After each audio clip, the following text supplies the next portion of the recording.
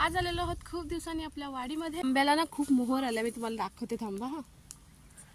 हा बघा मोहर किती छान वाटतोय ना. ह्या काळात जरा आंब्यांना जपावं लागतं, कारण कसं असतं की कीड कूड ह्या काळात होते.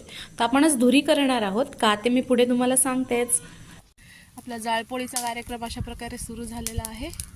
हो, आपल्याला आंब्याला फक्त धूर पोचवायचा आहे, धुरी द्यायची आहे. त्यामुळे आग एकदम कमी ठेवायची आहे, कारण त्याची जर ज्वाळा आपल्या ह्याला लागली किंवा जास्त झाली तर आपला सगळा मोहर करपून जाईल. आणि रासायनिक खतं किंवा फवारणी वापरण्यापेक्षा हा उपाय एकदम बेस्ट आहे. आम्ही दरवर्षी चला, इथलं आपलं काम आता होत आलंय. आपली धुरी करून झालेली आहे. ही आग इथून छोटीशी दिसते पण पेटत जाऊन पुढे हे करू शकते.